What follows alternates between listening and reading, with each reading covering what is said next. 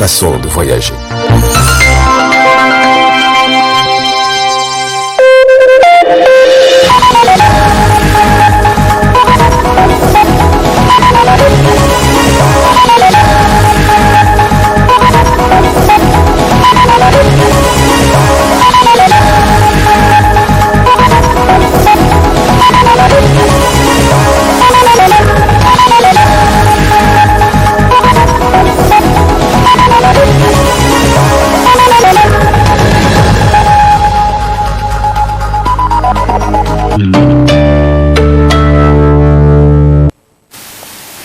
Mesdames et messieurs, bonsoir et ravi de vous retrouver sur cette grande édition d'information sur le miroir de la femme.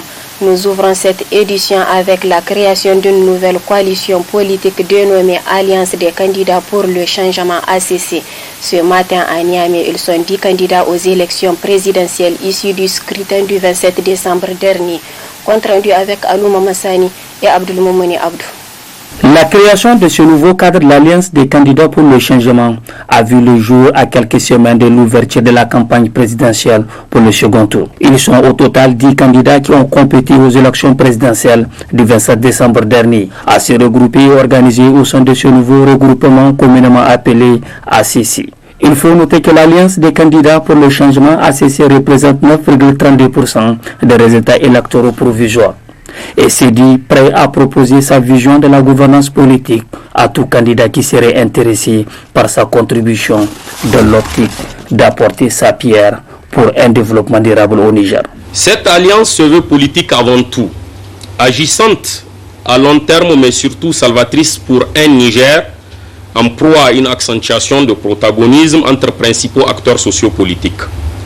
Au-delà de toute stratégie électorale, de tout positionnement collégial en termes d'alliance politique, notre vision commune est celle de sauver le Niger à l'aide du poids électoral que nous représentons et incarner l'espoir dans nos exigences relatives à une meilleure gouvernance du pays. La solidarité entre les membres du présent cadre ne se limiterait pas à la seule période électorale. Elle s'inscrirait dans la durée et dans le paysage politique nigérien, suivant les mêmes principes à travers la mobilisation de nos formations politiques respectives et autres structures apparentées. Le cadre est ouvert à tout candidat au premier tour de l'élection présidentielle épris de paix, de justice et surtout attaché au respect des valeurs et principes républicains et à la sauvegarde des acquis démocratiques dans le respect du cadre constitutionnel. D'autre part, l'Alliance des candidats pour le changement ACC s'engagera à soutenir un candidat au second tour sur la base de projets de société et des critères aussi qui répondent aux aspirations du peuple nigérien. La qualité du programme de gouvernance du candidat et sa convergence avec la vision commune des membres du cadre. La garantie d'une réforme profonde du cadre électoral nigérien par la production d'un code électoral consensuel et la mise en place d'institutions conformes à la volonté du peuple, notamment la CENI, la Cour constitutionnelle et bien d'autres. La promesse ferme d'un accord de gouvernance partagé, respectueux de tous. Au-delà de l'éventuel soutien du cadre à un candidat au second tour des élections présidentielles, le cadre s'engage à maintenir la même dynamique suivant l'évolution de la vie politique du Niger, en pesant de tout son poids pour contribuer à faire régner l'ordre, la quiétude sociale, la justice, l'égalité des chances pour tous, la stabilité politique et faire scrupuleusement respecter le cadre constitutionnel par des hommes et par les organisations en présence. L'Alliance des candidats pour le changement ACC s'engage désormais dans le débat politique au Niger. Enfin, ce nouveau cadre politique, selon ses responsables, analysera et apportera la connaissance de l'opinion nationale et internationale ses prises de position dans quelques jours sur les questions électorales en cours au Niger. La coalition pour une alternance politique au Niger a rendu public cet après-midi au palais du 29 juillet de Niamey une déclaration de presse. Elle est relative aux questions électorales en cours au Niger. Un extrait de la dite déclaration avec Amadou Boubacar Sissé, membre de la coalition CAP 21. Les élections que nous venons de vivre sont à l'évidence les plus frauduleuses de l'histoire de notre démocratie. Plus malhonnêtes même que celle de 2016, pourtant rentrée dans l'histoire des élections les plus honteuses à travers le monde. Aussi exigeons-nous que les résultats de certaines communes de la région de Tawa et des zones Nord Maradi, Nord Zender et Difa soient simplement annulés et repris sous la surveillance de l'armée. L'armée, parce que c'est un corps véritablement respectueux de la réserve que lui impose la loi, est capable de sécuriser les électeurs et les délégués dans les territoires ci-avant. De même, doivent être annulés les résultats de toutes les zones où les armes à feu ont été utilisées pour fabriquer et imposer de faux résultats. Doivent également être annulés les résultats de toutes les localités où des chefs de village ont été embrigadés pour imposer aux électeurs le vote au profit des candidats du PNDS Taraya à la présidentielle comme aux législatives, notamment dans les régions de Magaria, Matamé, etc. Malgré toutes ces infractions graves, délibérément portées aux lois et règlements de la République, l'opposition politique n'attend rien de la Cour constitutionnelle qui a perdu toute crédibilité en violant les dispositions de l'article 47 de notre loi fondamentale. Chers concitoyens, soyez rassurés. L'opposition entend imposer l'alternance par une mobilisation sans précédent des Nigériens soucieux du devenir du pays et de son salut. Il s'agit de faire barrage aux efforts de Issifou Mahamadou d'installer à la tête du Niger des grands acteurs de l'économie criminelle. Aussi, le second tour de l'élection présidentielle devra être transparent et honnête, sans bourrage d'urne et usage d'armes à feu, sous la surveillance de l'armée, où verra ses résultats rejetés par l'opposition et le peuple.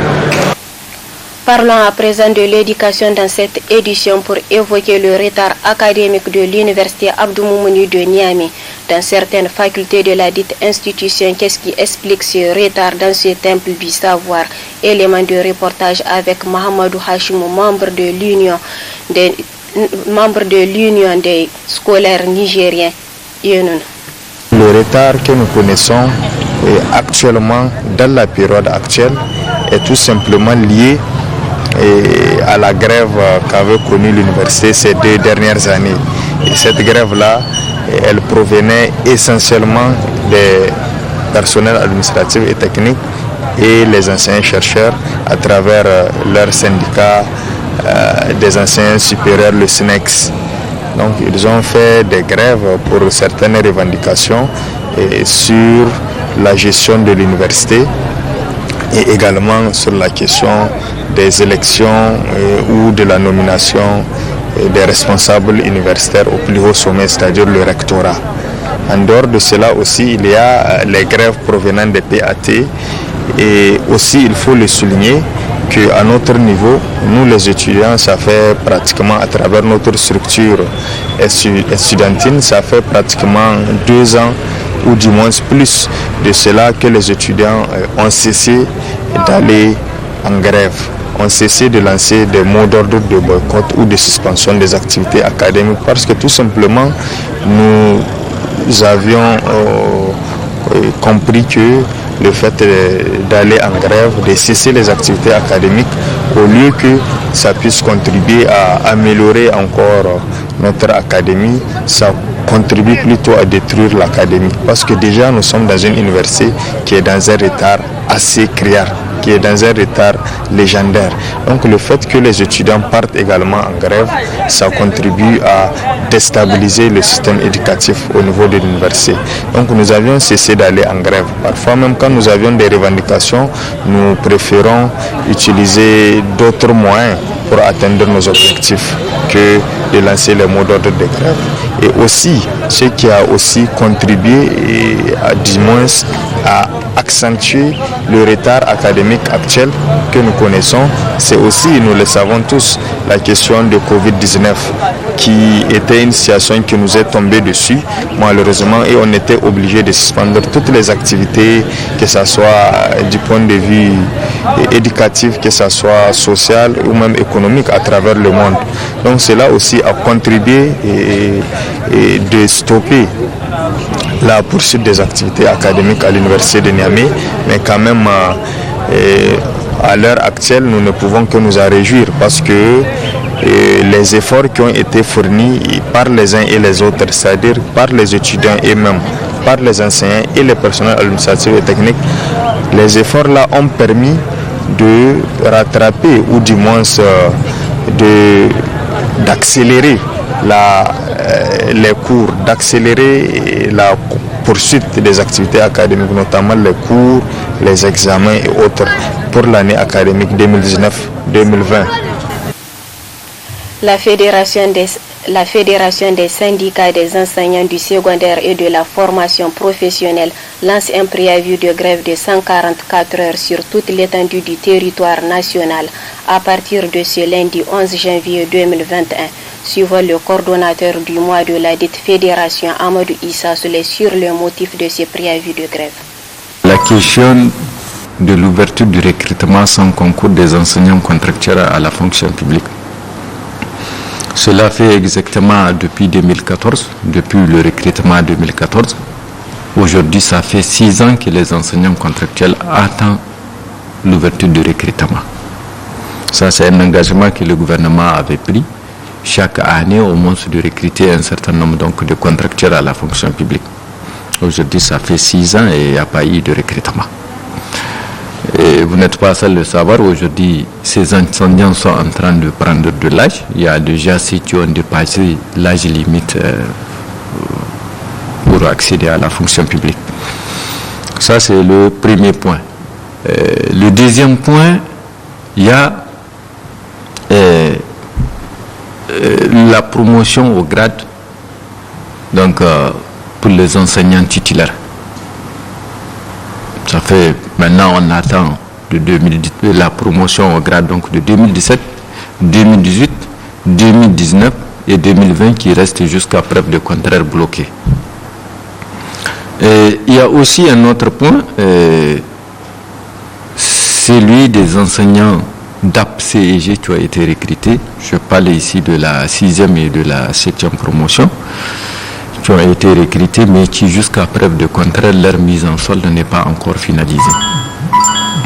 Il y a aussi le rappel salaire des enseignants contractuels qui ont été recrutés depuis 2014. Ça fait maintenant 6 ans, ils attendent encore leur rappel salaire. À côté de ces points, il faudrait aussi noter cette question de reliquat bac 2019 et 2020. 2019 même n'a pas été épuisé à plus forte raison parce que dans 2019, dans 413 millions, il n'y a que 60 millions qui ont été payés. Ça c'est pour 2019. Pour 2020 encore, jusqu'à là, il n'y a même pas signé de vie. Pour 2020, en tout cas jusqu'à là, rien. Et il y a aussi, nous avons demandé toujours dans notre préavis de grève que le gouvernement revoie les frais de surveillance et de correction aux examens du BPC et du baccalauréat à la hausse. Âgée de 38 ans, mère de 2 enfants, Salamatou Al-Hassan, une jeune femme qui répare le portable à Niamey, une activité qu'elle exerce par passion jadis pratiquée seulement par des hommes. Ces métiers permettent aujourd'hui à Salamatou Al-Hassan de subvenir à ses besoins. Détail dans cet élément du studio Kalangu. Ya kai 15 ans aikin mu gyaran waya mu sai da bata ka muna canza bafu da karan don muna canza shi da mikro ni abin da yasa ma nake ra'ayin gyara ko aikin maza tsohona an sai combatin na ma miji ne yana ɗoka na kan velon shi kan keken shi muna zuwa wajen aiki. Ina muka mai birgi, ina sa naka cikin birnet in muka mai. Kin ga abin da ya sa ma aikin maza yana burge tun da tsohon bai koya mana rabbanci ba. To kin ga abin da ya sa ma nake ra'ayi aikin da kenan. Ba abin da ba su ce ba matsala da rani gani na, musamman ma da nake mace nake gyara ba abin da ba a gaya man nan ga hakurin shi na nake. Kin san macen tana aikin maza sai hakuri. A lokacin da na fara dai tsoho na ya rasu, mamma ta akwai tun dai ina koyo, ita ma gaba na kudin mota ya shigo ya zo nan gari. A yanzu in gaya mace a saman shi ne ke gefensu ina duka bukatoci na duka shi a kan shi muke. Ina da ɗaya biyu, guda abin da su zama ya ce guda na so duk cikin su nake nan ga gefensu ina. Wajen aiki don wani abu ya shige mini wajen faturai ina nake zuwa shi ke mani regular in wasu tsora ya ce mani kin ga haka ake don gobe in ba ni ba wannan aiki ba shi kadai da a aikin ba da zaka sa ka yi ka samu dala ba. Ko wani aiki ne ka samu in ka tsare gaskiyarka ko ni yana tantanka, kuma in kana buɗarka da kanka ba sai ka zauna ka ce ba ni ba, ko ni kala iya mu bukatar ka. Amma ni a yanzu ne wallahi ko da guntun kyalle ma ban ko tsohuwa ta ban bari ta sai ta.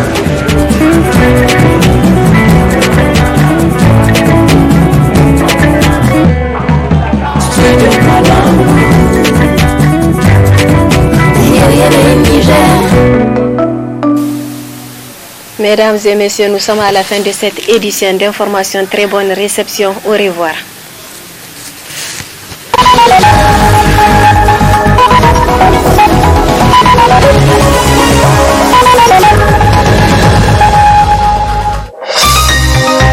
Ce journal vous a été présenté par STM Transport Voyageurs.